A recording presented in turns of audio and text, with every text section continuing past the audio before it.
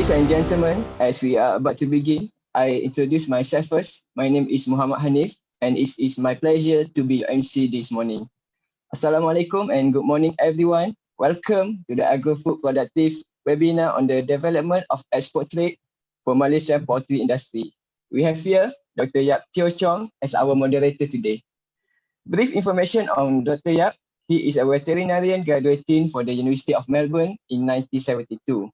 His postgraduate studies included a diploma on food hygiene and veterinary public health from the Royal Agricultural University, Copenhagen, and a master's degree from Monash University, Australia. Dr. Yap have worked in the Department of Veterinary Service for 14 years, 20 years in the Malaysia poultry industry, and 10 years with WHO and FAO as an international expert on AI and food safety risk mitigation in poultry supply chains in various countries. Currently, Dr. Yap now a technical consultant to FLFAM. Now, without further ado, I will now pass the session to Yang Berusaha Doctor. Please welcome, Doctor.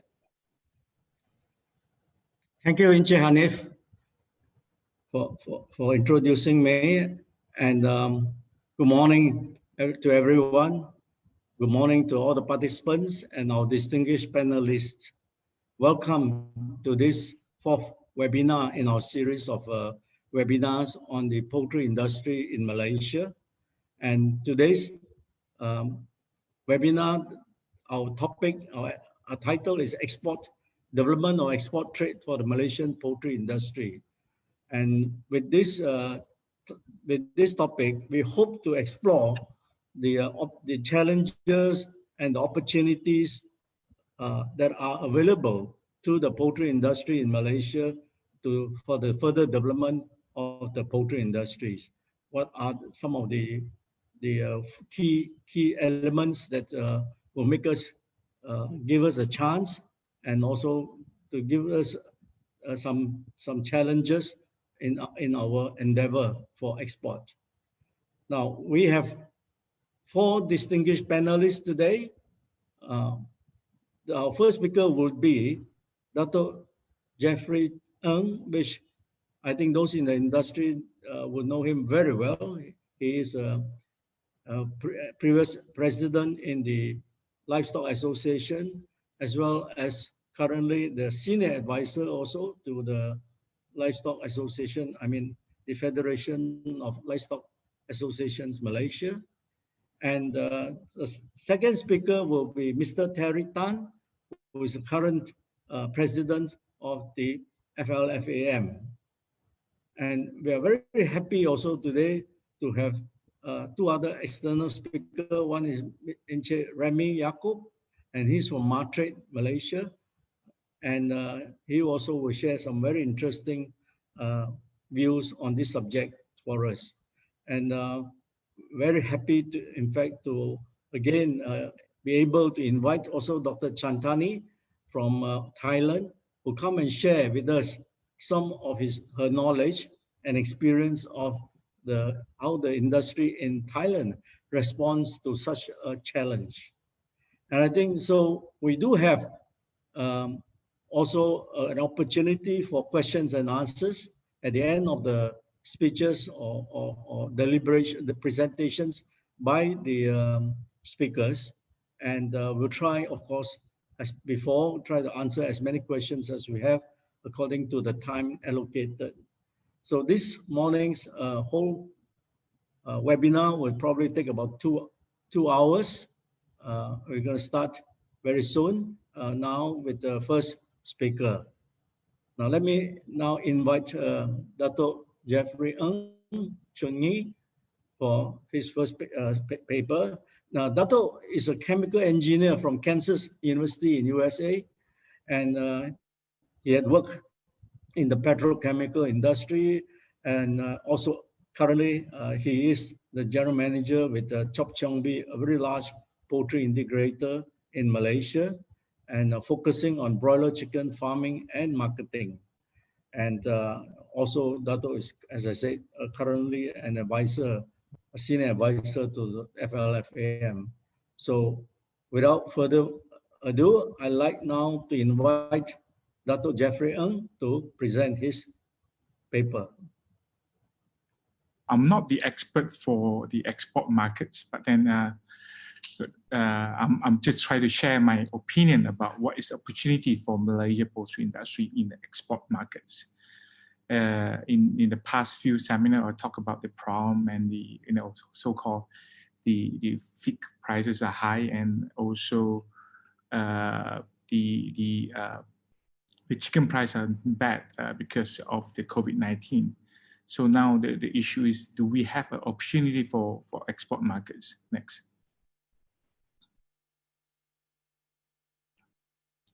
So if you would look at the supply chain of the broiler market or the poultry industry, from the left to the right, the last thing that we're going to talk about is marketing.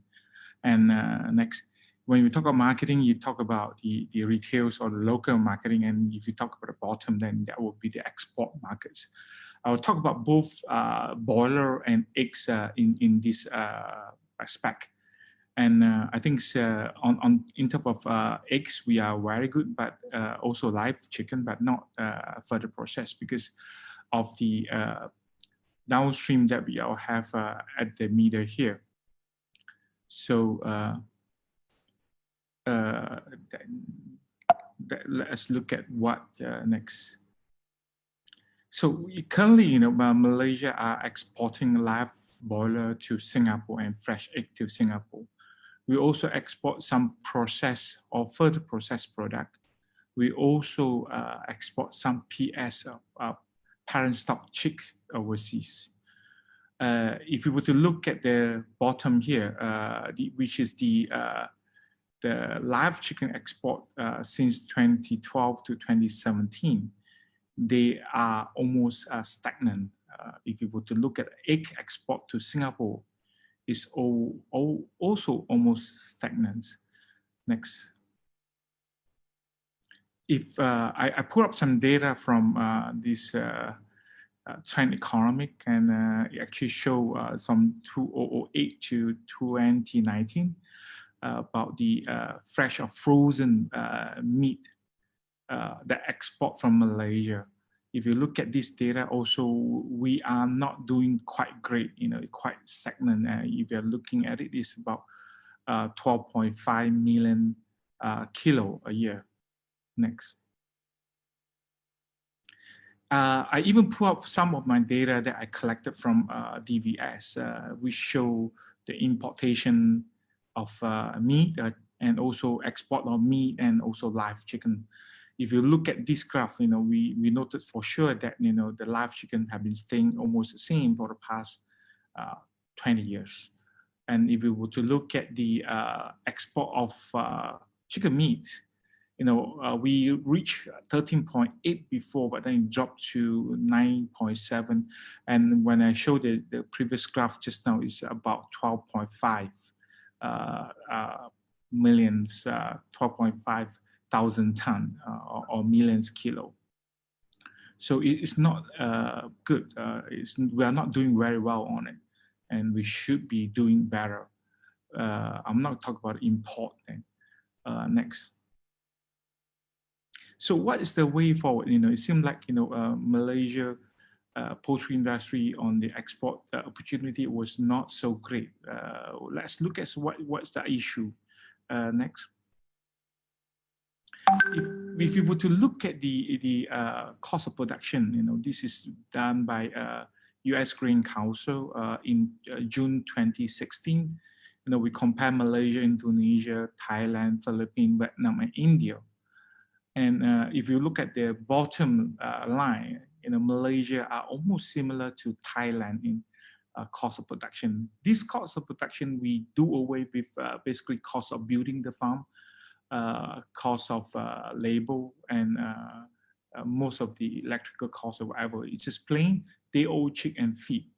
But if you were to look at the day-old chick of Malaysian costs, it's slightly high. If it can be more efficient like Thailand, which is about 38 cents, US dollar cent, then I think we are very competitive versus Thailand.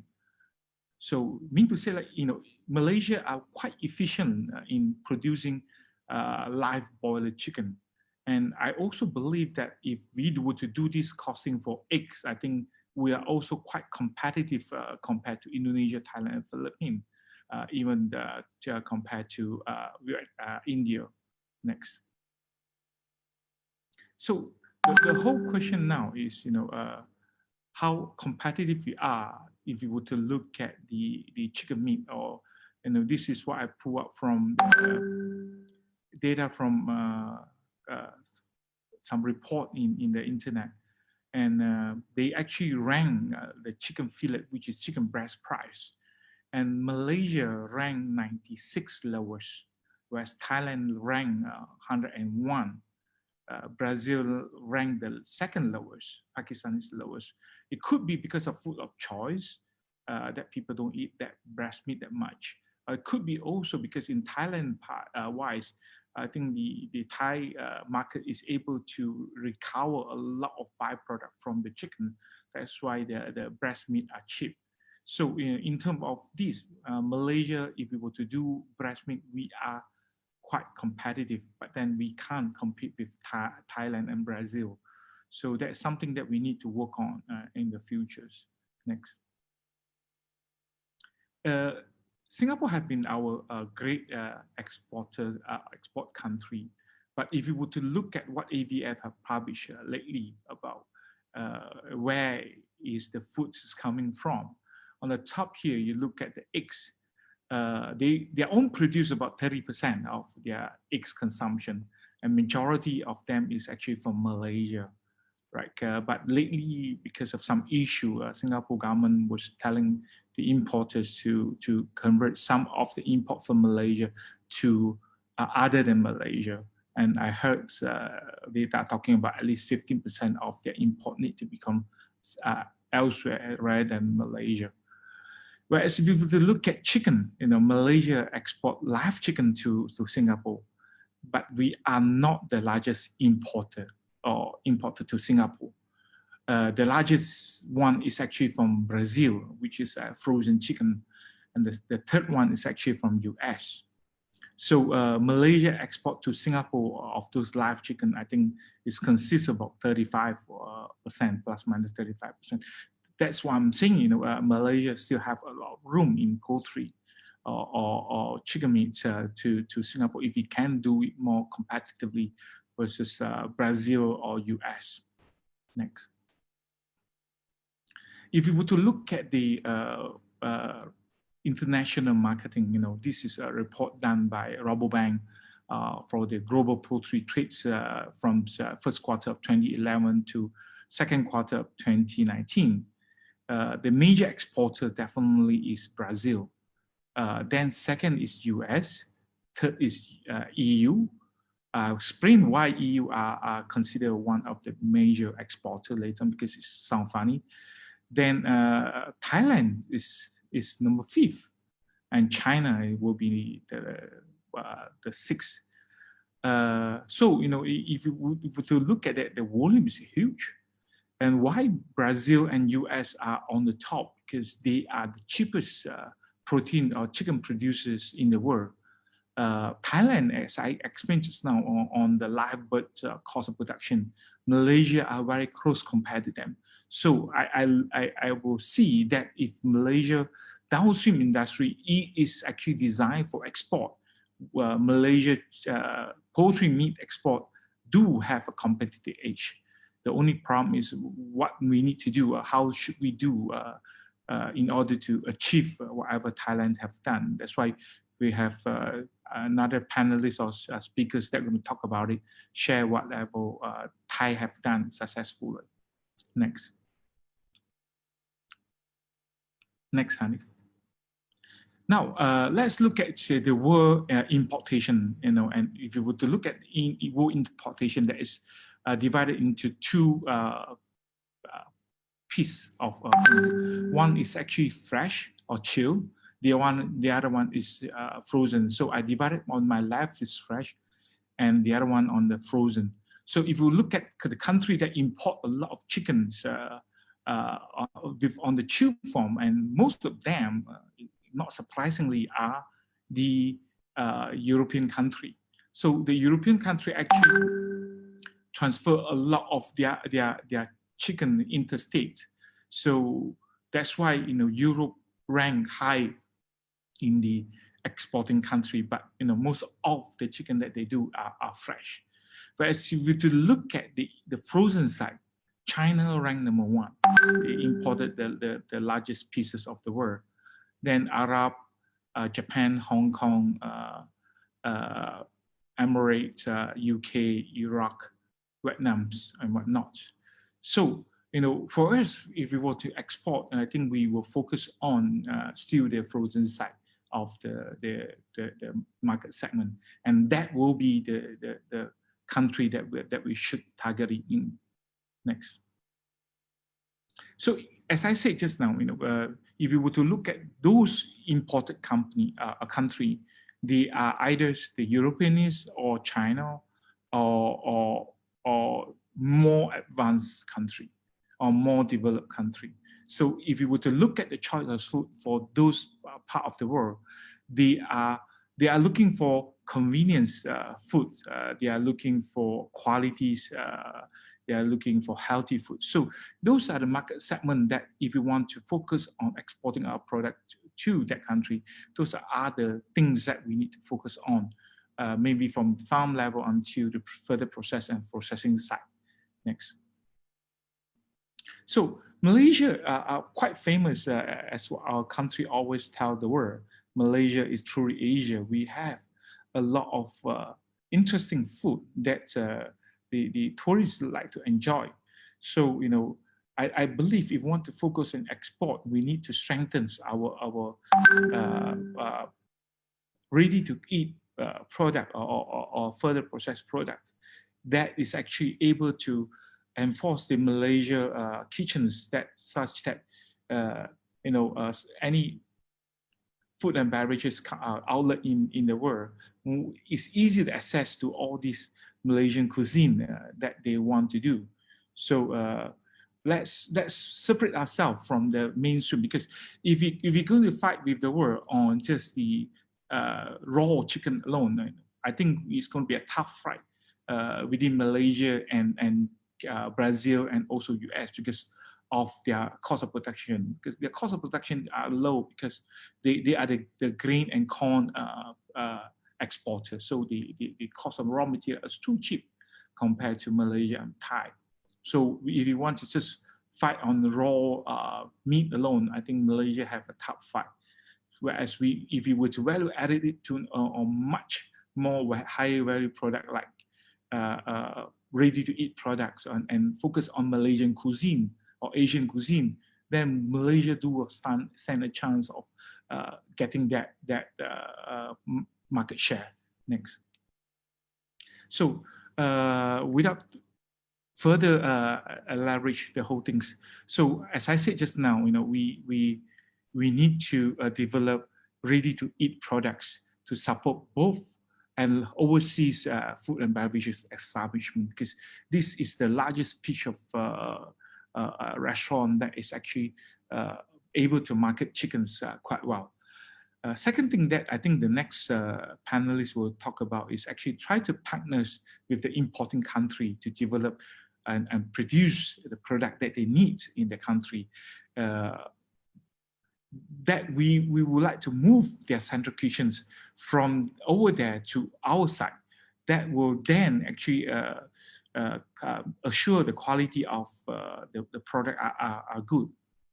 Furthermore, we also need to develop a better recovery of byproducts so that our breast meat could be lower, because you know, once you're able to recover your byproduct and harvest a better pricing, then the cost of breast meat or the cost of every single part of the chicken will be lower down, so that we can improve our competitiveness, just like the Thailand have done. Last but not least, we also need the government and to assist us to promote or actually to get our products to be registered such that the importing country can accept our products so that we can export over there. Next. last thing before I end my presentation, I think Malaysia should learn from the past mistake that we have done. In 2018, one of our ministers actually basically announced that we are considering of stopping our export to neighboring country because of not enough supply locally. And that prompted to Singapore decisions that they want to cut back on the amount of eggs that they are importing from Malaysia. That actually damaging to the local industry. And I want the government to take note of that, because it's difficult to open a market in overseas, and it's even difficult to maintain that. But if you want to shut it off, then if you have to restart it again, it would take a long time to recover the markets.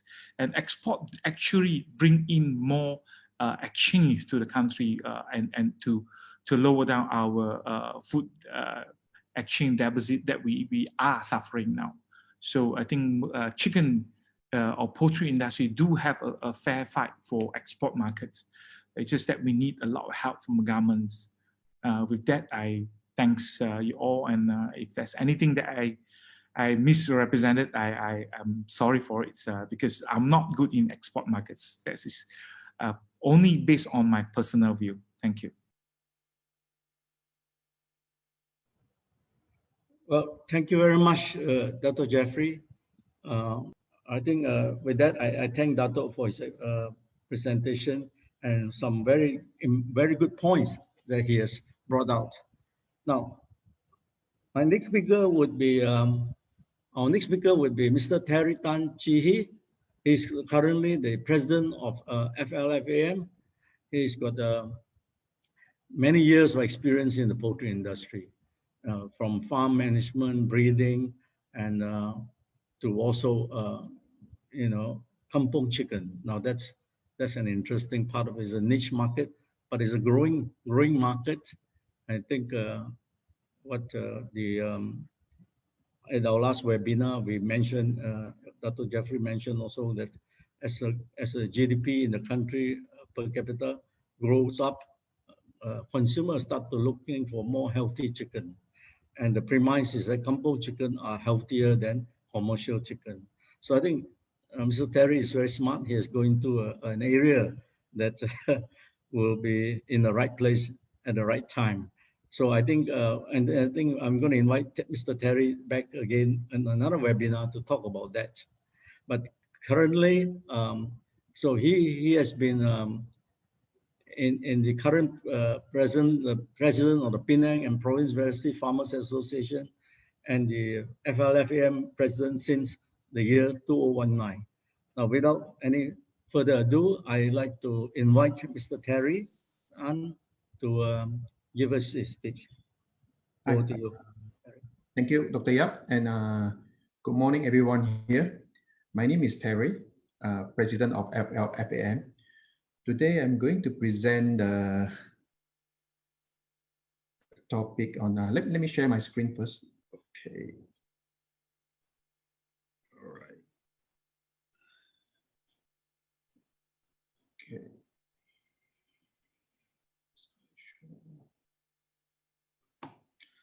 So today I'm going to present the topic on the strategy alliances to facilitate Malaysian poultry company gain access to foreign markets. Again, and just now Dr. Yap had just introduced me.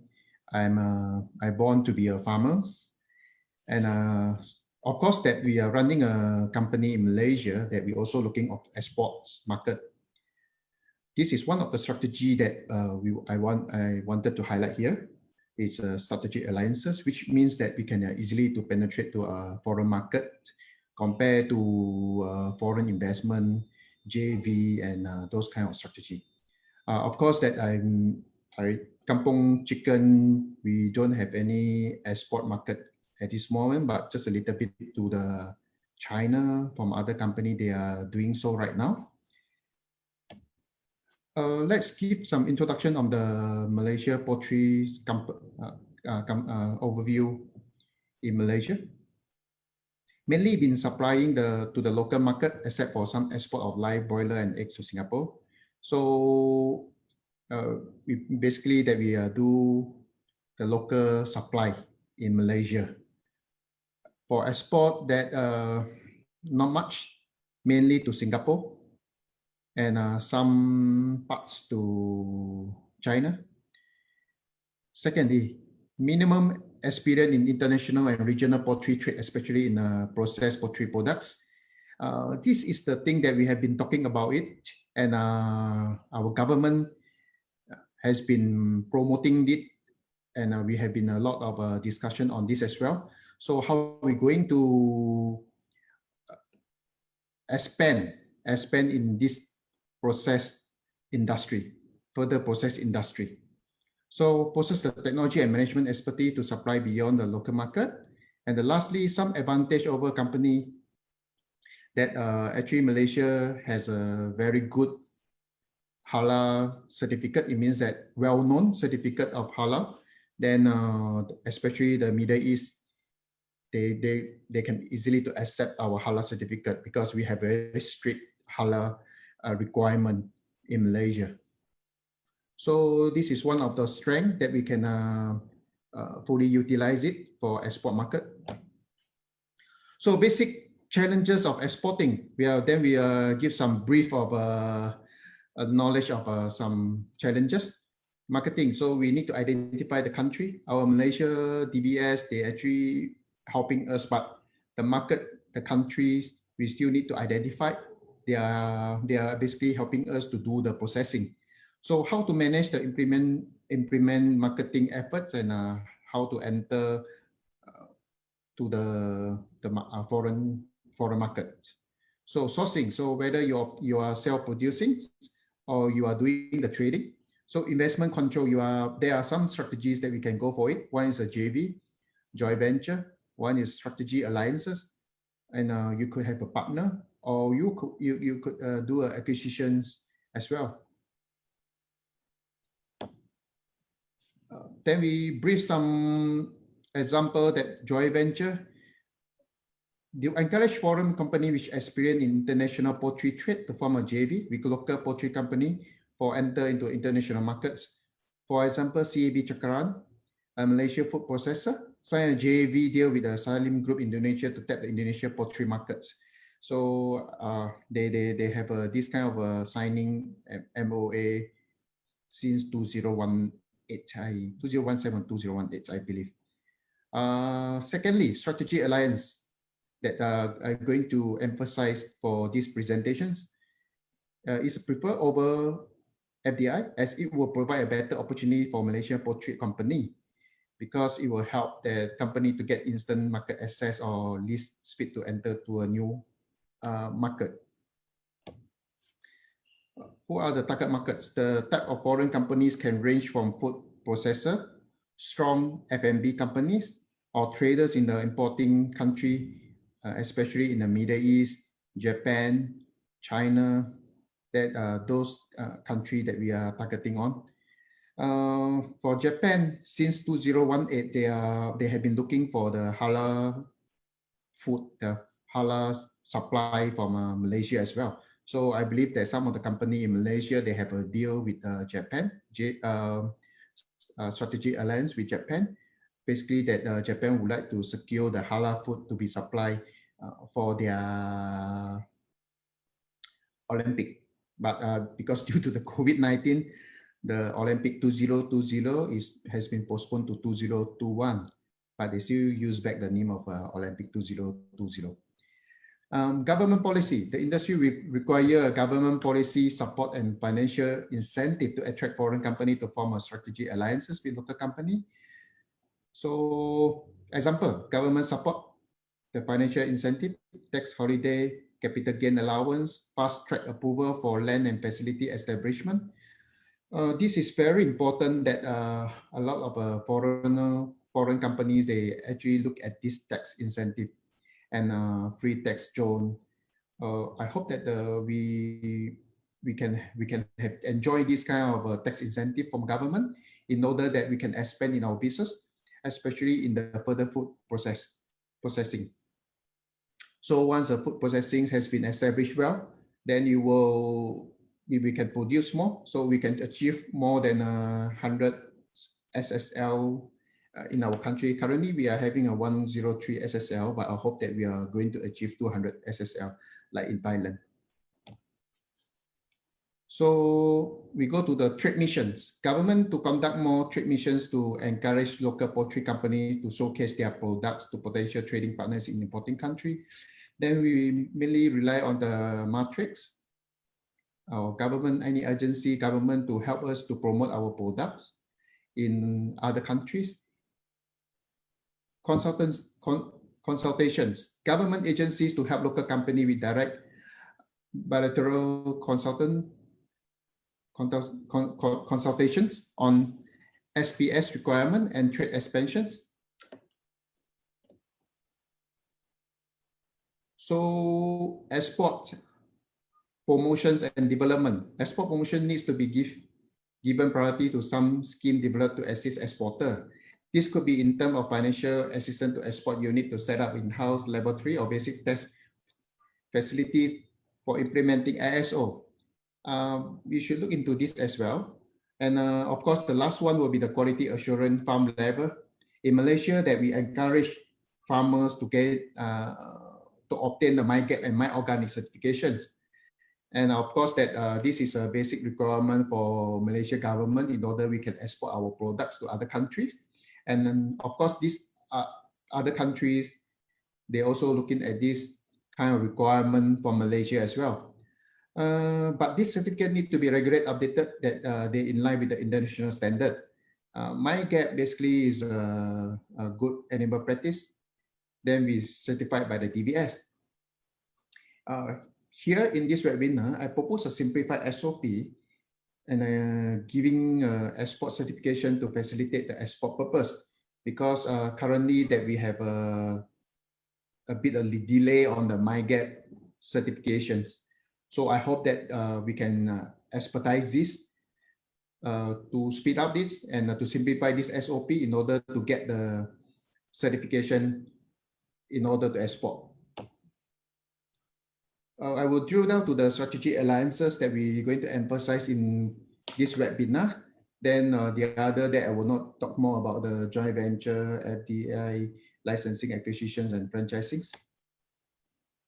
Give some brief of what is a strategic alliances. That is an agreement between two or more parties to pursue a set of agreed upon objectives needed while remaining independent organizations. So that's why it's the least investment cost needed for a foreign company to come into Malaysia, and for Malaysian company to lower down the cost of expanding their market to overseas. Unlike the joint venture, there's new company is not formed. So strategic alliance increasingly used by companies that want to find a way become more competitive, increase economy of skills. Example is Paraduck Food Industries in Denmark. Is closely working with the CF company, a Capital Financial in Japan, in order to bring forth only healthy ducks in the market. They actually exporting the products to Japan. Why we choose strategy alliances? What we can benefit to a small firms? So for the small entrepreneurial firm that may be too small, and they make a needed investment to enter the new market themselves. Then we go to the second point, is the economies of scale. Forming a strategic alliance with the correct partner. So the partner is very important, that we need to do a bit of study on that from what the partners you're going to work with. And developing an effective executional strategy also allows smaller businesses to compete against larger competitors. Once you can go to the international market, basically that you expand your business in the locally, and of course that you will lower down your cost. In our poultry, we are always talk about economy of scale. Once you can reach minimum economy of scales, that basically that our main purpose is to reduce of cost of productions. Market and geopolitical risk. If you have a strategic alliances, basically will reduce the risk to go into the penetrate to their foreign market, because if they are your partner will be well known and they established well and have got a good marketing in their country. Then we go to the conclusion. The first point to boost Malaysian poultry export as comprehensive approach is required, which helps to tackle the basic challenges faced by company. Secondly, though Malaysia is at the forefront of productions of poultry products domestically, but there is a need for strategic interventions in line with the prevailing exports requirement to provide a boost to the poultry export to foreign markets. So we still need the export markets in order to grow. As like Datuk Jeffrey just mentioned that per capita in Malaysia, the meat consumption is reaching high. It's a 50 something kg. That so it means that we still need the export market in order to grow in our industry. Strategic alliances able to help company to get instant market access in foreign market. There will be the least cost and easy to gain the market share in a foreign country. And of course, there's a benefit that we can grow in our local productions. By having that, we must be ready. For example, that your VHM plant must be ready in order to go to the international markets. So everything must be ready. For example, your farm as well. Your farm must have a certifications in order that you can go for exporting. This is a requirement by our Malaysia government. And thanks for everyone here that I ended my presentation. Sorry for very fast presentation that this topic is very short but very broad. And I hope that the other expert can bring out some question during the Q&A section. Thank you, Dr. Yap. Okay, thank you, Mr. Terry. Now I would like to invite the next speaker, which is Datuk Chantanee Buranathai, who is a veterinary expert on on quality control of meat product, and he's from the Bureau of Quality Control and Livestock Products in the Department of Livestock Development in Thailand. And Dr. Chantanee is not a stranger to us. He has been here before. He besides DVM, he has also a PhD in microbiology from the University of Iowa. And also, of course, he has been Director of Livestock Standards Division, and he's a Chief Advisor for Food Quality Control and Feed Quality Control, Laboratory Certification, Lead Auditors on GMP, HACCP, GAP, and Animal Disease Control System. I think we are very fortunate, in fact, to have Dr. Chantanee with us to share her experience and to share also some tips on what Thailand has done to be so successful. And without further ado, I'd like to now invite Dr. Chantanee to help explain to us. Thank you, Chantanee. Thank you. Thank you, Dr. Yap, for your kind introduction. Let me share my screen. And monitoring activity and like being competent authority, that's a really big job. Okay, the topic for me is just to how to help a private sector for export. But actually, we have to look from the beginning, since at the farm level, at the production level, and even movement control of each step. And probably you may not think of it, but we have to take care of the imports as well. The imports may go to the farm, the feed mill, or going to the processing plant, like all the ingredients and the food contact materials. Okay, so I will try to cover the topic of this, but not at the food service and like home cook and consumption, because that's the job of the Thai FDA, not the Bureau of Livestock development. Okay, at the farm, in Thailand, we have the GAP scheme. We have a legal support for this. We have a legalized and regulation and technical support, like a training, a guideline, and manual, and any online materials. Then we issue the GAP certification, and during the transition phase, we have GFM.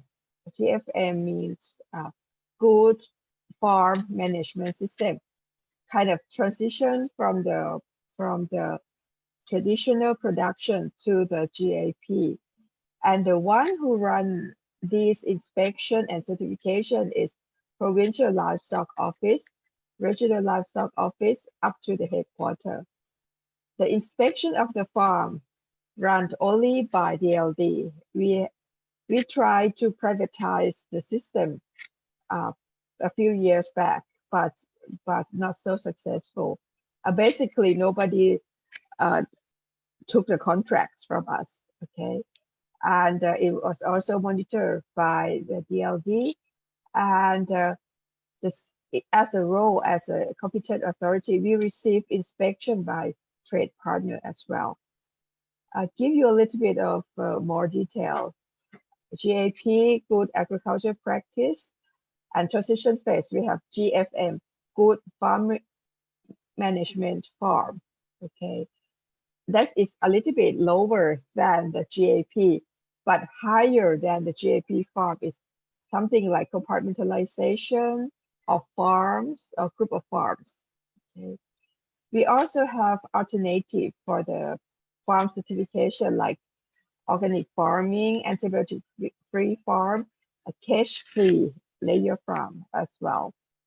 We kind of issue the requirements and get inspection and give them certificate. Our key of success is a farm veterinary system. They are our right arm, left arm. They are trained and registered with DLD. They take care of animal health in the farm, also cover the prudent use of antibiotics. They approve animal health to be slaughtered at the farm. It's the last animal health check at the farm before sending them to the slaughterhouse. And in case there are some disease outbreak or antibiotic residue, they participate in case investigation as well. Okay, and one difference between the GFM and GAP farm is this farm veterinarian. The GFM, of course, the transition from the local farming. So they may not be able to find a veterinarian to supervise their farm. So we allow them just to improve a basic biosecurity of their farm. Okay, not only the farm, we also control of feed as well. We have a Feed Quality Control Act, not only nutrition but cover medicated feed.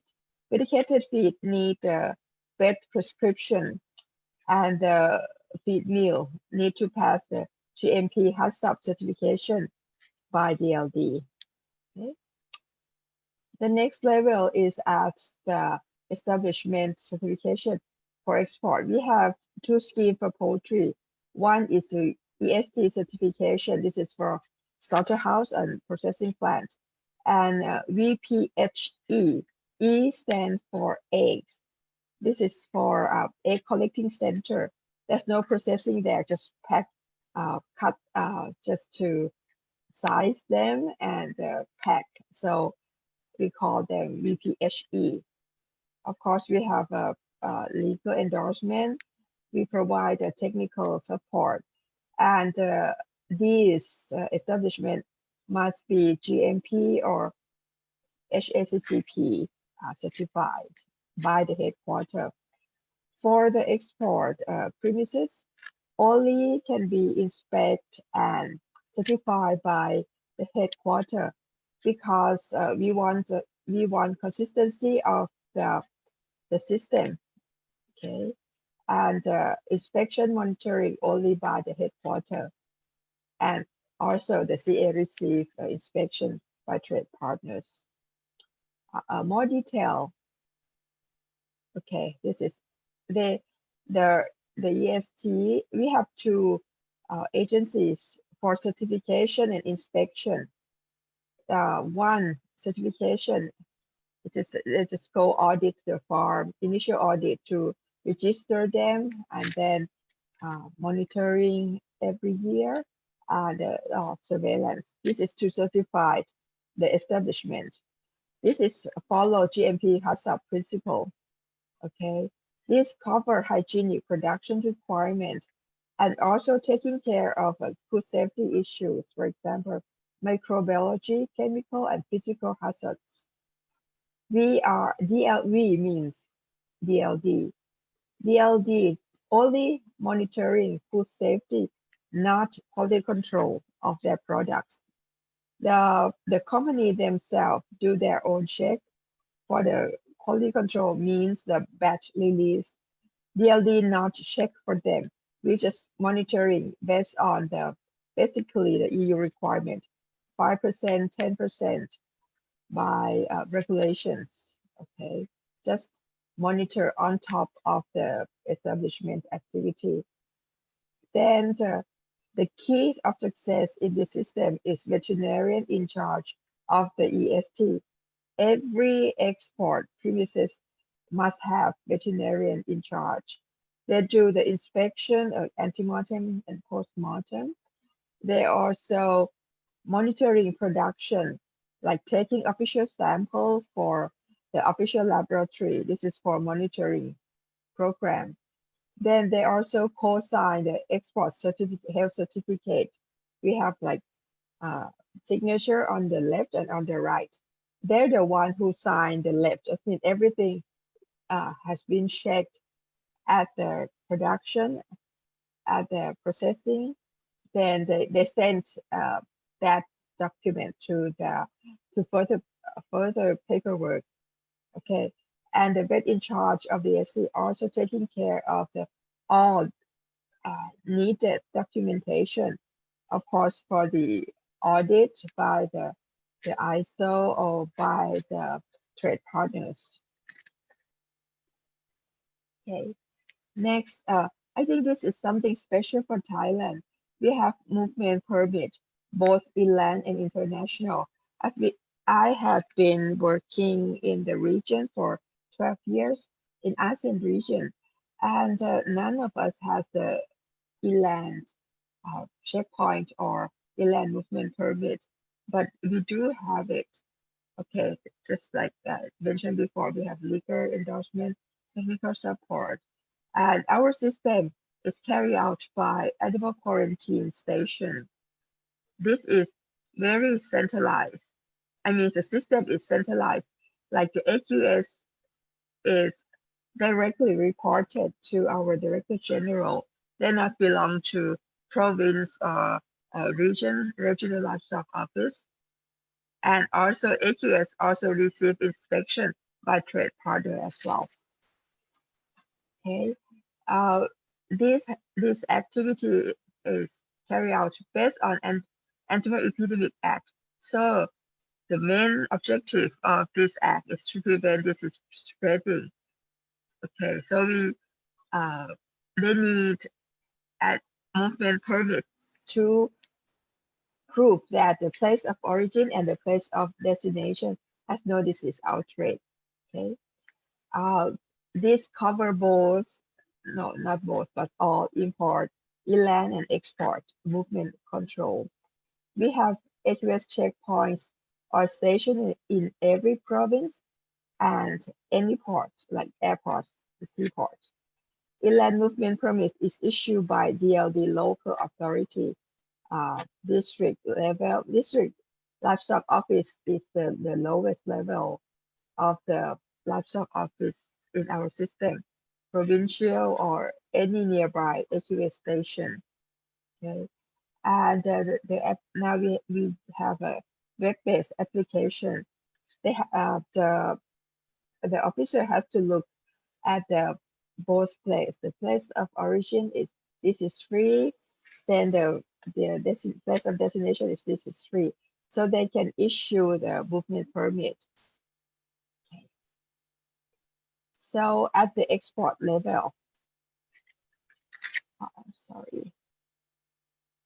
Okay, similar legal endorsement, technical support, and we follow the system from EST to the system is, as I mentioned before, that at the EST we have a vet in charge of that establishment to sign off the paper on the left side, and then those paper will come to the headquarters of the DLD to get the signature on the right side. Okay, and this is in charge only responsibility only for the headquarters. Okay, the information from the farm until export is carried by those paper. It's called food chain information from farm up to export. This is for traceability. We also join the EU tracer system, so you can trace it easily. Or in case there's a problem, you have to recall the product. This can be easily accessed by the computerized system. Also, we have to cross-check the import country's requirements at the headquarters, because at the region they may not know very well. So at the headquarters, we have to cross-check again with the import requirements. Okay, and at the headquarters, we also look at the quality control analysis results. We have both official laboratories, which is maybe DLD laboratories network. We have two big labs, one for the diagnosis, another one for the food and feed quality control. And we have in the region, we have eight regional laboratories, which can do both animal diagnosis and food safety. In addition to that, we also designated private laboratories to check the products for export. Okay. And other requirements, for example, labeling. This country may want a duplication of the certificate. This country may need duplication and send to whom. This is the at the headquarters office. We have to recheck. If everything is fine, the signature to issue the export annual health certificate will be issued. Still, with that paper, they have to go to animal quarantine to issue export permit. Here, that they will check for other legal documents, for example, for tax. Do they pay tax? Do they have register as a livestock exporter, livestock kind of import and export company? Okay. Okay. Now also at the import, as I say, they may import raw materials like feed and drug at the farm level or at the feed mill, or ingredients, chemicals, for example, the detergents or maybe only the lubricant to the processing plant or slaughterhouse.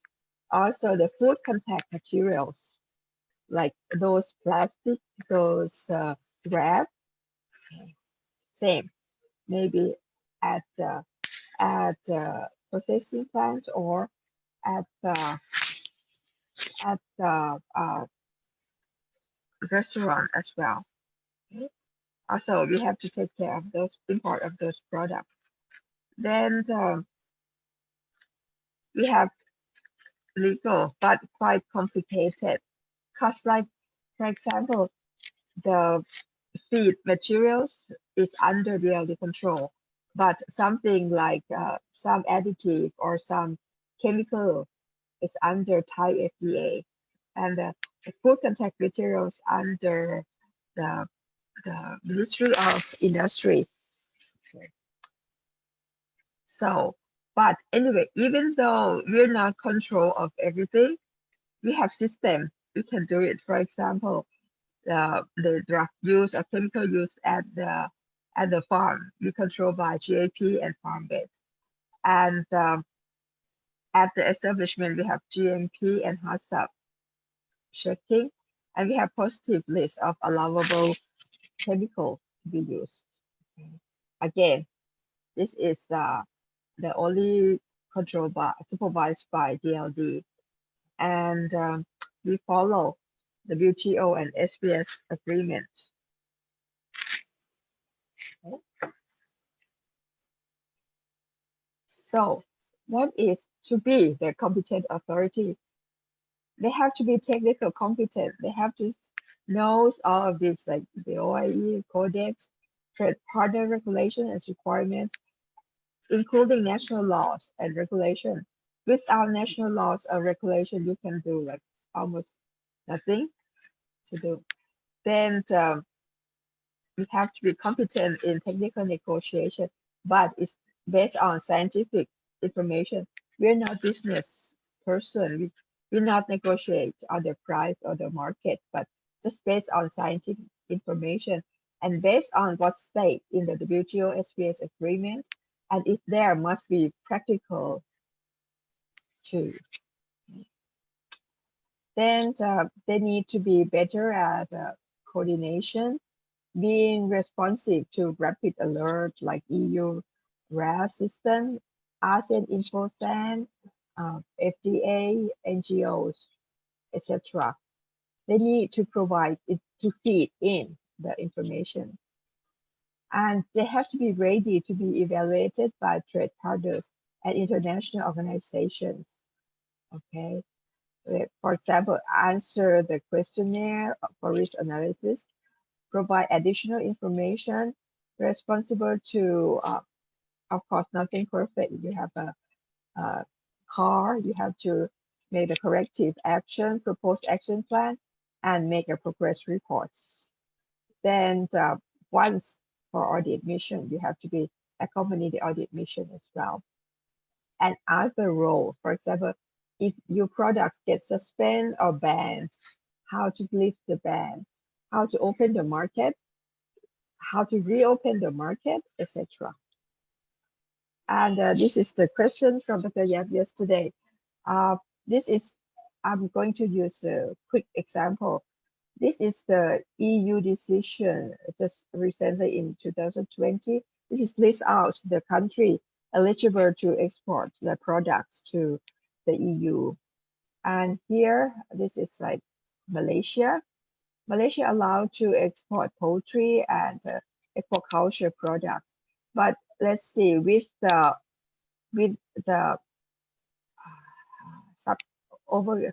above case 3, which is mean the third country using only raw materials, either from member state or from other third country approved for import of such raw material to the Union in accordance with Article 2, which just means that your local produced poultry cannot make product to the EU. Okay. But for Thailand is approved without those uppercase 3. We can export poultry, aquaculture, and honey. This is domestic produce. And now we're proposing for pork products and eggs too. Okay. I borrowed this from this set of slides from Thai Poultry Export Broiler Association. This is the export since 1973. As you can see here that during the bird flu outbreak, it's the production and the value, volume and value dropped drastically. Okay, but later it's go up. As you can see here, in 2003, 30% cooked, but after the bird flu outbreak, 63% cooked. And later in 2012, EU lifted ban for raw materials.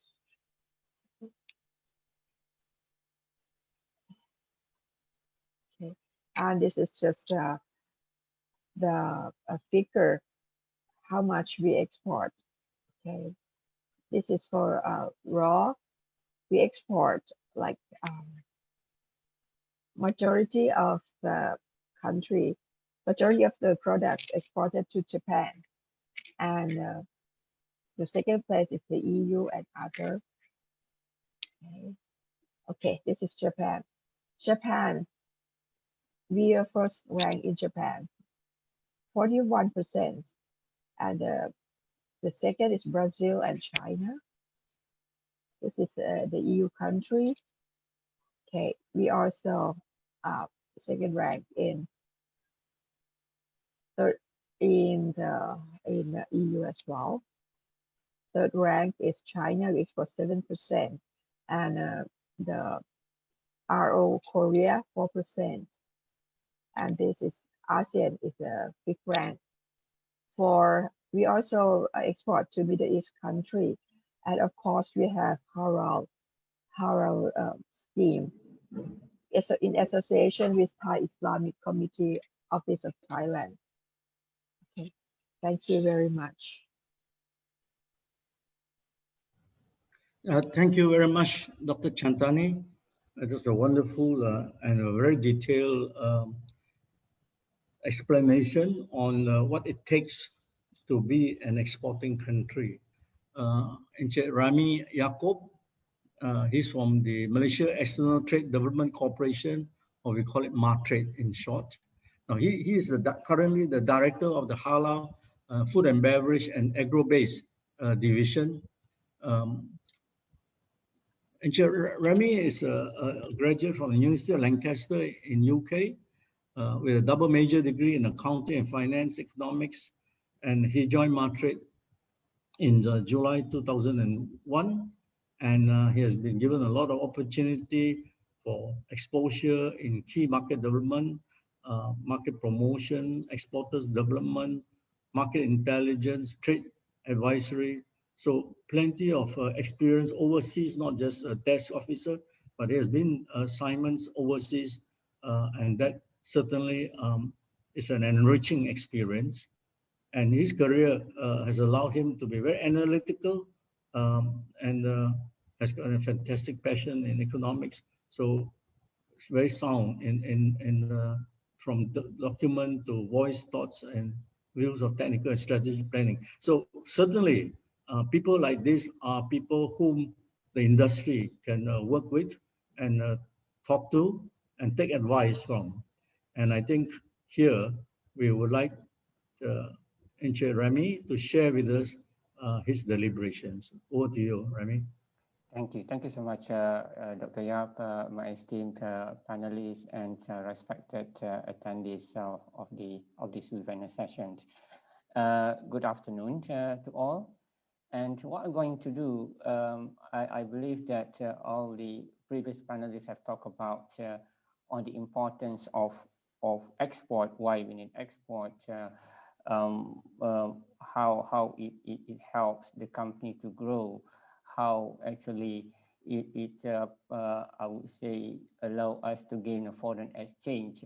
So my presentation basically we talk about more of the role of MATRADE all these years in promoting export, and in this perspective how MATRADE can help or provide assistance in growing export of Malaysian poultry products.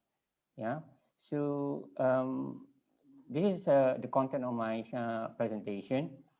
What I'm going to give the first one quickly run through the structure of our export, our trade, and then I'm going to talk about MATRADE, what services that we offer to the Malaysian exporters as well as companies in general, and how we stand in the country trade promotion coordination, and the new normal approach that we have adopted and implemented during this pandemic COVID-19.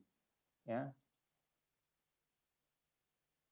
Okay, so this is the if you look into how trade has driven the Malaysian economy, we are a very small nation. Currently, our population around 32 million. From 1970s, we see that our total trade roughly around 9.5 billion ringgit Malaysia, and as of 2019, our total trade valued around 1.844 trillion. How important trade is to Malaysia? Yeah, we are an open economy. Then we believe that, trade as well as export is important growth engine for the country, and we will pursue further the trade agenda for the economy. And you can see that Malaysia trade performance from 2000-2019, Malaysia maintained an upward momentum, except during the global crisis or the regional crisis which affect our performance. However, in general, our export maintained, an upward momentum. You can see that our top five key markets in terms of trade, export, and imports, you see that our major trading partner, largely you can see, except USA, all actually are geographically located in Asia. You see, you have China there, Singapore, USA, Japan, and Thailand. In terms of export, our major market now, China, Singapore, USA, Hong Kong, and Japan. In terms of import as well, China, Singapore, USA, Japan, and Taiwan. You can see that the top three maintains between China, Singapore, and the States. And you see our major export and import structure. 5 major products contributed around 60% of current our export and imports. Number one, roughly around 35%. You have the E&E products there because we are in the part of the global supply chain. Then so on and so forth. You see that in terms of export, E&E number one, petroleum product, chemical, palm oil, agriculture, and LNG. And in terms of agri-product, agriculture producers is way below at the bottom. Yeah. So now I'm going to proceed further with regard on MATRADE and its services. What I want to highlight in this perspective, we are the National Trade Promotion Agency organization in Malaysia, and we are under the Ministry of International Trade in Industry. At the end, to put into a simple kind of sentence, we are mandated to promote the export of Malaysian product and services abroad. Yeah, and I wish to highlight in every industry, MATRADE assume the role at the end part of the ecosystem of industry. Yeah, whereby when the industry ready, then MATRADE will step in and provide assistance to help them expand their markets abroad. And prior to that, in developing the supply, MATRADE will largely providing input and views how the supply side can be improved further, can be developed further, so that they become competitive and able to compete, I would say, in the global market. Yeah. This is how we present in Malaysia. Apart from our head office in Kuala Lumpur, we have 5 regional offices, 3 in Peninsular Malaysia and 2, each one covering Sabah and Sarawak. On top of that, this is one of our strengths.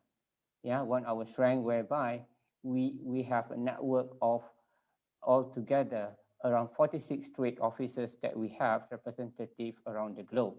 Yeah, you can see that concentration pretty much in Asia Pacific, yeah, whereby that is the biggest interest that we have currently, and I would say the growth potential that we have. Yeah, so this is if I want to share further, this is the main 4 core functions of MATRADE. Yeah, number 1 on export promotion, number 2 on exporters development, that number 3 trade and market intelligence, and number 4, trade advisory. Now I will go further to explain, I would say, to briefly highlight each one of them.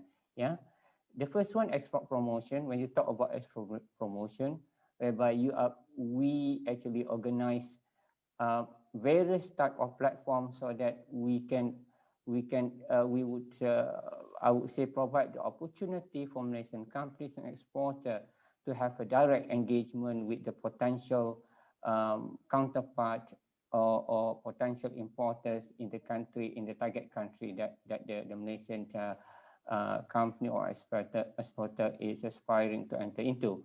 Yeah, there are quite I would say quite a number of format of program, which is in terms of participation in trade fair.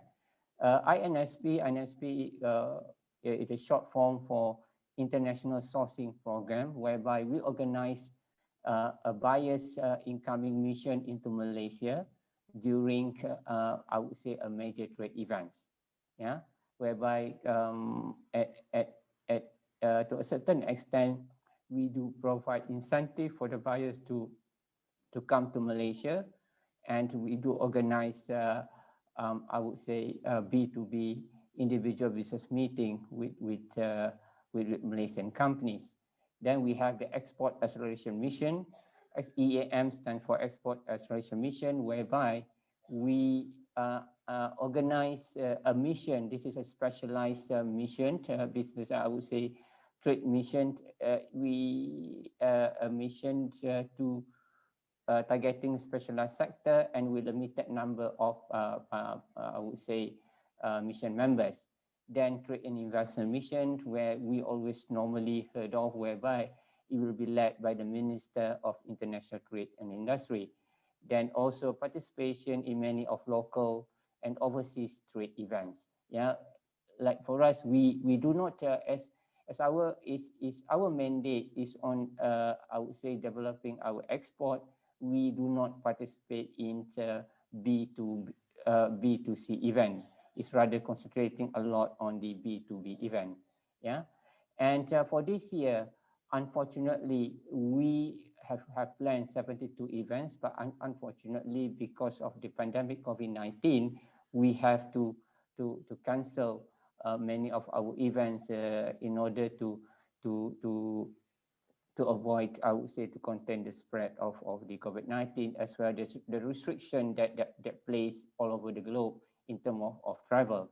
Yeah, in terms of the I would say developing the export of increasing the export of Malaysia's FMB and agro-based products, we do regularly participating in I would say iconic and major trade fairs across the globe, whereby these are the 5 iconic trade fairs that we are participating. Namely, you can see why we call it major and iconic. If you can see that the numbers of participants, the number in terms of exhibitors and visitors of this particular event, it is somewhat remarkable. Yeah, whereby you can with participation in such event, you will be able to reach a wider audience and potential I would say counterparts. Yeah, so these are the events in Dubai, in Tokyo, in Melbourne, Sydney, in Germany, as well as in France. Yeah. Then you talk about halal. I think is rightly pointed out by the fellow I would say panelists earlier. Malaysia, I would say, has been blessed enough with our halal certification. It is widely recognized, reputable in the international forefront. So MATRADE assume also an important key role in driving the national I would say the national halal agenda. And how we do it actually in Malaysia, we are offering platform for our Malaysian company through MIHAS, which is Malaysia International Halal Showcase, that we organize annually. Yeah, and you can see that in 2019 we are able to to provide that opportunity where we have received around 30,000 visitors from 88 countries and have been attract participation from 14 country pavilions. And for next year, unfortunately, because of COVID-19, we are unable to have the 17th edition this year. And recently, we have announced earlier this week that the 17th edition of MIHAS will be held next year in September. Yeah, so we really hope that we will be able to attract and record a new achievement, so that the country, I would say, our exporters able to capitalize on the tremendous growth of the oil demand of the halal global market. Then I will proceed further to our second core function, which is in the exporters development. When you talk about export, it is not only you are, I would say, taking a booth and participating in a trade fair or engaging with your potential counterpart or buyers. There's a lot of work should be done. There is a lot of capacity building, I would say, modules that we need to that every company, every personnel need to understand. Yeah, so that's what we do.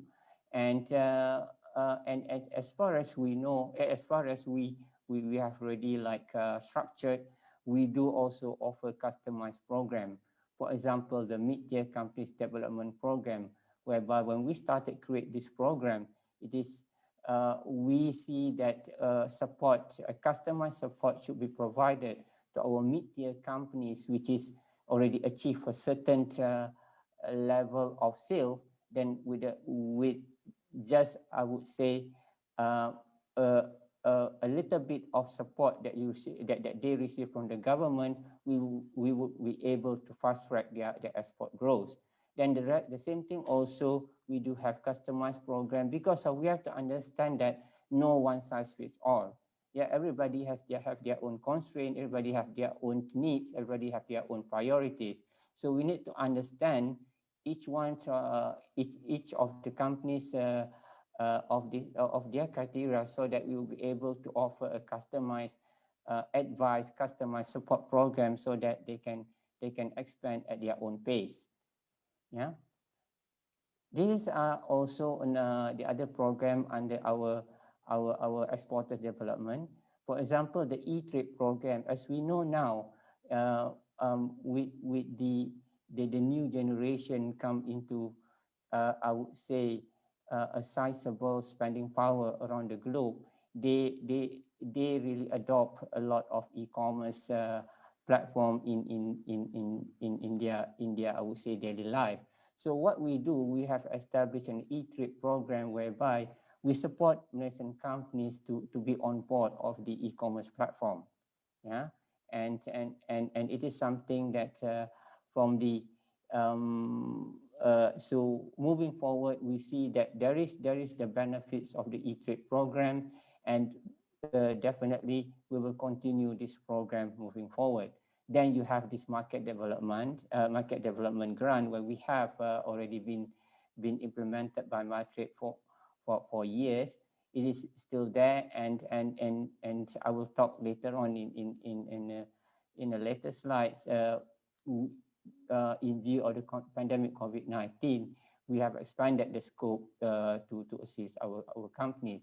Then also the Services Export Fund, whereby it is MATRADE has been mandated not only to support the export of Malaysian product, but also to support Malaysian services. Yeah. Then also the other part is this seminar and workshop.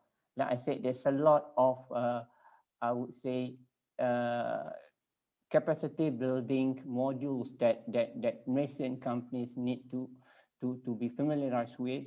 And the seminar, that workshop that we have organized and we will continue to organize, will cover issues from market access, trade documentation, the trade policy, branding, marketing, so on and so forth. Yeah, this is some of the thing. that we cover under seminar and workshop. Yeah. Then these are some of the success stories that we have under our mid-tier companies development program. Some of the large mid-tier companies that we have assisted, and also some of the companies that we have assisted in the e-trade program, whereby they have managed to increase sales through the e-commerce platform. Yeah. Then the other part is the trade and market intelligence, whereby we do have our business information center, which is located in MATRADE, Kuala Lumpur, located in the second floor, whereby what we can say that it is the largest trade information library in Malaysia, where every year we are spending millions to subscribe to the important trade and business databases, which Malaysian company can utilize and use for its own market research. Yeah. Then also we have the integrated center for export. We would help in terms of trade advisory services. This is prior to this, I have managed to get a few information I would say with regard to the poultry market around the globe. You can see that information quite varied. What I want to highlight here, I will not go into detail. What I want to highlight here, this is the information can be from so many different perspectives. It's up to Malaysian company what sort of information that they want. Then our trade officers overseas from that 46, you are able to get the best the information that you need. Yeah. So we also have an I would say web-based portal in terms of my export, whereby when our trade officers sending leads, market alerts, product market studies, once you subscribe to this my export portal, you are able to access to all that information. Yeah. Then also in terms of our MATRADE portal, whereby if you are a member of MATRADE, you will be automatically featured in the Malaysian Product and Services Directory. There is no need to register, whereby if any foreign importer coming in try to search product, then your company will be featured there. Yeah.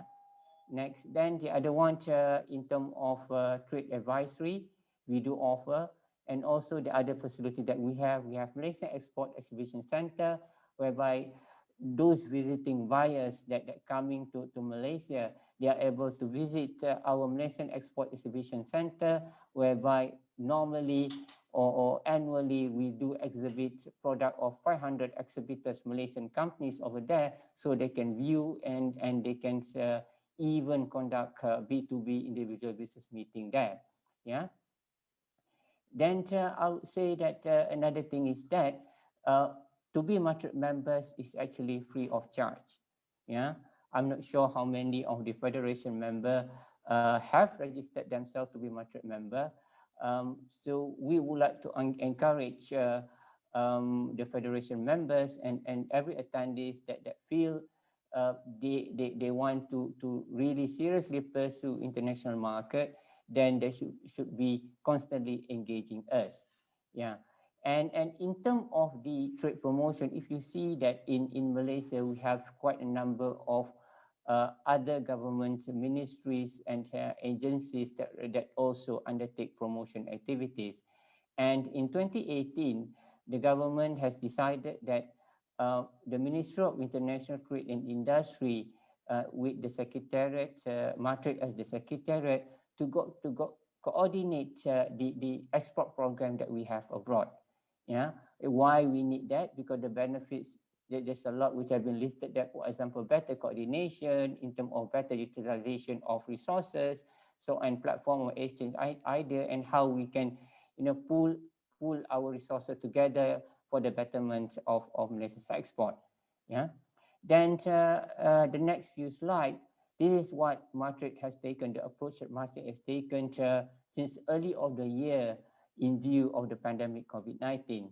What we have seen that the pandemic has put a lot of restriction for us to meet physically or to have a physical contact, to travel abroad, so on and so forth. What we have done this is the performance from 1st January until the first 10 months of this year.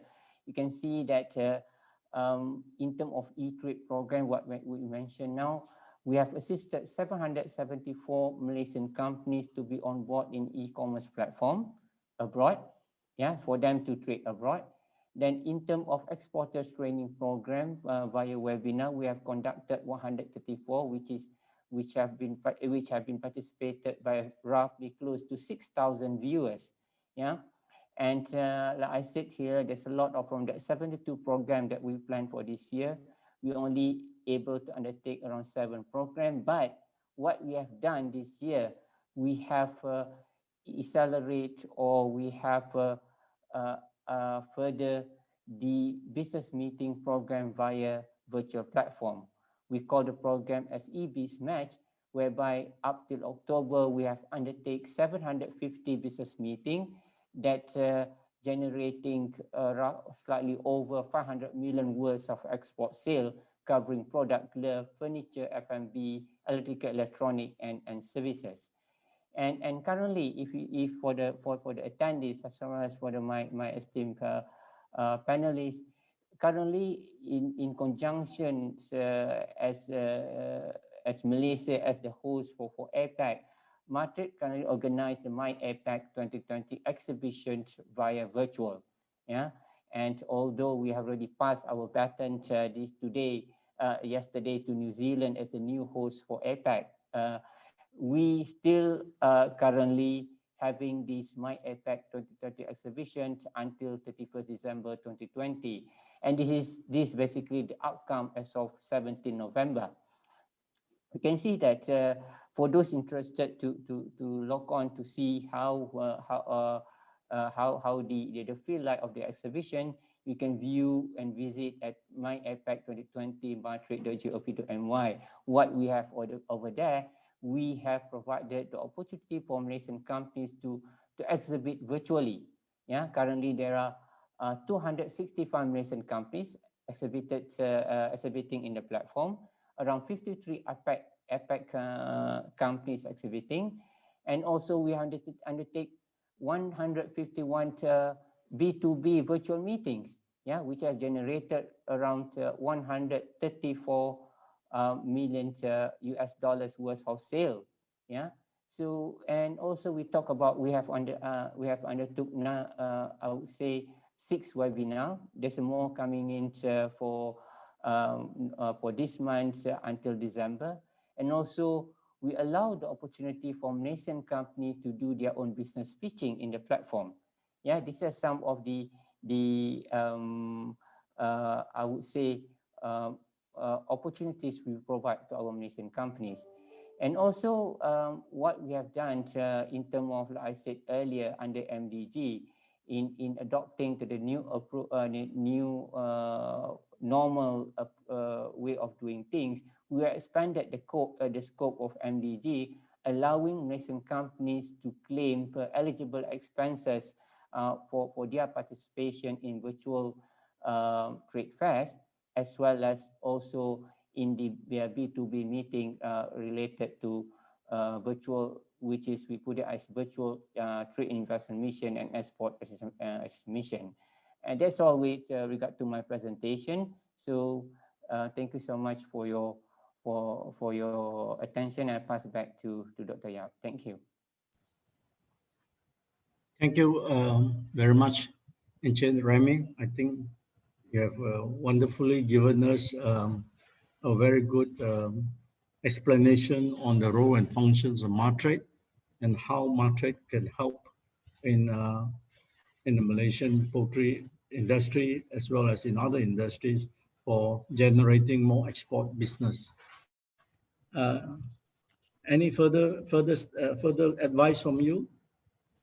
Yes, I forgot to mention, as you said that Malaysia wish to export like processed food, processed like a cooked meat.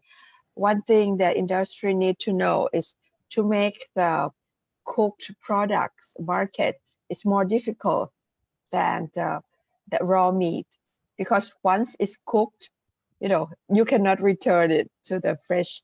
Then the company told me that they need like at least 6 months to adapt the taste to the local people. For example, the same brand, like the Korean market, like this taste, this size, but the Japanese market may need a different. So if for processed food market, if you lost it, that is a big loss, because you already invest in time and money to produce and adapt that product to the local market. That is one thing I like to mention. Thank you. Yes, I think that's a very good advice, Dr. Chantanee, because everybody is talking about exporting cooked product, and I think it probably is a lot more difficult than what many people think. Yes, that's very good. Now, I think with the remaining 10 minutes, this session, this webinar, supposed to stop at 1, but maybe we could stretch it to 1:05 with, if Engineer Hanif permit. Now I'm going to go to the Q&A sessions. Now let me take a quick look. There are a list of questions here that I need to go through some of them. I may not be able to finish all of them, but let me start anyway. The first question is from Shaizul Shaimil. He said, are we less competitive because we have to maintain halal certification? On the other hand, how Thailand and USA handle wastage and mis-slaughtered carcass? Now, are we more expensive, more or less competitive because halal certification? Dato, would you like to comment on this? It's very difficult to say on this. I think each country have their own law. Even Malaysia have JAKIM, but then if you want to export to Brunei, JAKIM, the halal authorities there will still come to Malaysia and audit us. So I don't think that is a yes, but then we just need to be more competitive in terms of how to recover the yield. If you can recover the yield better, then I think you are more competitive. I don't think halal is going to be part of the stepping stone for export. But again, different countries will have their own requirements. So if they want to verify our halal, they may have to come over and verify it. So it's dependent on country to countries. Maybe Mr. Rami have something to say on it. Yes, thank you, Dato. I believe that because of from my recent engagement with JAKIM, even to cost the application to get halal certification is really very, very minimal. For example, for micro, it only costs 100 ringgit per year. And also for SMEs, the cost around 400 ringgit per year, which is very, very minimal, I would say, for an industry. I believe the only cost will be in the process for the companies to get it halal certified, in terms of to put the management system into place. That might be the hindrance cost, but it is a one-time cost before you set up your halal management system in your own company. But in terms of renewal, so on and so forth, it is something for me, I believe that 100 ringgit for micro per year, as well as 400 ringgit for per year for the certification is something which is companies can afford off. And at the end of the day, halal requirement, if you in the perspective where you are outside the globally, it is something which is not it's just a voluntary or an addition advantage that you offer to your consumer or to the customer. It's not something mandatory for everybody, unless for Muslim countries such as those in the Middle East, Brunei perhaps, then the requirement of halal will be put into perspective. But at the end of the day, I believe that the regulatory requirement of the other one of the industry is more costly for companies rather than the halal. It is up to the company. If they feel that halal is markets they want to approach, then halal, you need to have that halal. But it does not mean that without halal you cannot export your products. That's the thing. You need to pass through the other regulatory requirement, the industry regulatory requirement first, then halal will come into picture. Yeah, thank you. Thank you, Remee and Datuk. Well, I think the same question, I guess, could also be asked of quality management systems. Would it be more costly and more less competitive if we implement all those quality management systems? But I think if you want to be an exporter, you have to take all this into consideration and cost it into your product. And therefore, looking at that, you have to look at how all these systems come to give you some advantage, and how it can reduce your wastage. You can improve your yield. You can improve your productivity. I think besides looking at it from the point of cost alone, look at the market access and look at the economy of scale that you can go on to in order to bring down your cost and therefore improve your productivity because of a larger economy of scale. And I think sometimes we are a little bit too narrowly focused. Oh, this quality management system will cost, this halal system will cost. But if your volume goes up, it is spread over on the economy of scale. And I think the economy of scale cannot be won just by focusing on the local market. And I think the economy of scale has to take into advantage of a bigger avenue, bigger horizons of market opportunities. So I think we'll leave it there. Now another question that was asked. Some countries make it difficult and not friendly to allow our export. Can MATRADE or MITI play a more effective role to penetrate this market? DVS has been having a hard time on the matter. Maybe Mr. Remee, I think you already explained just now, but would you like to have a few quick words on this question? Okay, thank you, Doctor.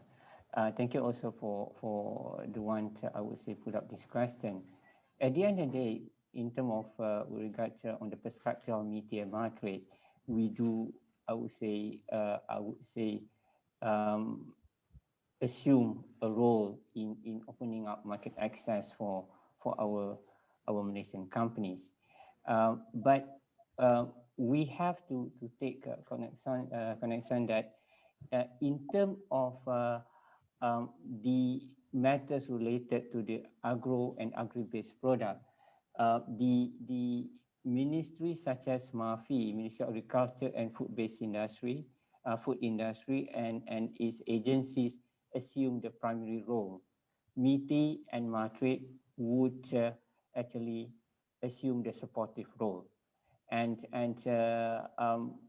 for example, we do have agriculture attaches in several offices abroad, but at the end of the day, in terms of wider reach, MATRADE has more of that of our trade officers overseas.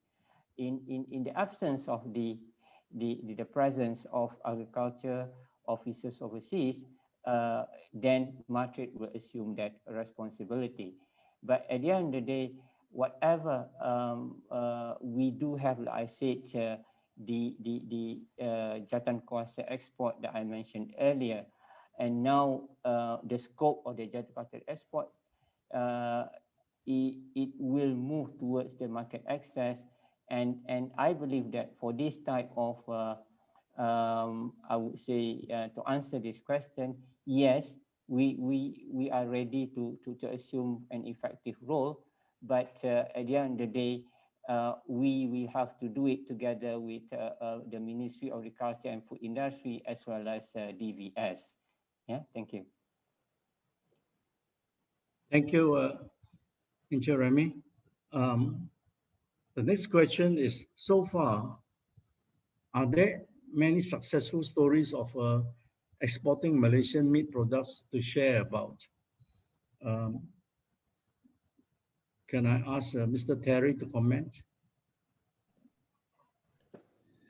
Hi, successful story, yes, like I mentioned in my presentation, the Para duck, which is one of the great example, the product has been doing very well to exporting their product to Japan market. And of course, there are some companies that have been doing collaboration, strategic alliances, like some listed company. They also exporting their products to Korea, and assisting one of the company. They also doing the exporting one of their frozen chicken to China and Hong Kong, China. So yes, but not much. That's the reason that we're having this webinar, to get awareness of government and to the industry player that we should look into this export markets in order to grow. Yeah. But of course, you still can search some of the success story, and then they have been doing that until today. Yes, I think thank you very much, Mr. Terry Tan. I think that actually answers the next question, which says the quantity is small. Are we not competitive? And what should FLFAM advise the industry? And I believe your question just now, your answer just now covers some of this. And I think there's certainly a lot more to do. And I think we can take a page from what Dr. Chantanee has advised, and we can take a page from what Engineer Rahim has also advises, Rami has advised us on, to utilize the services of MATRADE. And I think these are things which things to do. There are certainly a lot of things left to do, and that's why one of the reasons of why this particular webinar also. Now, this is a question here to Mr. Remee. Thank you for your informative presentation. Could you please share with us any success story for helping local egg producers for export? As far as the record that we have, we don't have much of eggs producers joining our event. The record that we've known of, we own. The thing is that in our records, only some of the limited number of poultry companies, for example, like we mentioned by Mr. Terry, like Perak Duck company, a few others that have participated in our programs. Yeah, none that, and we do hope that after this seminar or in future, more actually come on board, register with MATRADE, and from there can allow them to participate in any of our program, regardless whether it's export promotion, regardless whether exporters development program, so on and so forth. Yeah, so it's very important to be on board with MATRADE, so that you keep track of our activity that can help them to really like towards the aspiration to going abroad. Thank you. Thank you, Mr. Remee. I think there's another question is asking, why is MATRADE not doing enough for promotion export for agriculture? I'm not too sure that this is a fair question, but Engineer Remee would like to comment. Yeah, okay. It's okay. It's a fair question, because for me, I believe that because of, at the end of the day, like I said earlier, in the matters related to the development as well as the export of agri-based product or agro and agri-based product, we actually, I would say, assume the supportive role to the Ministry of Agriculture and Primary and Agriculture and Food Industry. And likewise, in the case of commodities product, we assume the primary, I would say, the supportive role to the Ministry of Plantation Industries, Industry and Commodity. These are the things, is part of the coordination process that we work together in part of the government. For example, if you remember earlier my slide, we do have, like I said, the 5 I would say iconic and major events that we've been participating all over the world. In these events, we do coordinate our participation in that pavilion. We do incorporate agencies such as under the Ministry of Agriculture and and food industry, agencies such as pharma, they do come on board participating themselves in the pavilion, bringing entrepreneurs and companies, agro and agri companies in the Malaysia pavilion to organize, I would say, by MATRADE in that particular event. So yes, we do not have a specific on agriculture, but in our activities, we do incorporate the promotion of agriculture products in our presence promotion. Thank you. Thank you, Mr. Remee. And I think this is about the time that we have for questions and answers. And we have to wrap up this webinar. I would like here to take this opportunity to thank all the participants who have logged into this webinar. And I also hope that you have something to take away from this webinar and that you will join us in the other webinars to come. I also like to take this opportunity to thank our distinguished panelists, all of them, Datuk Jeffrey Ng, Mr. Terry Tan, Dr. Chantanee all the way from Thailand, and of course, Mr. Remee, that you are taking part in our webinar, for all your wonderful and very incisive and knowledgeable contributions that has enriched this webinar. With that, I conclude today's webinar and hand it back to Teacher Hanif. Okay, thank you, Dr. Yap, for the moderator today, and all panelists that were giving the best presentation so far.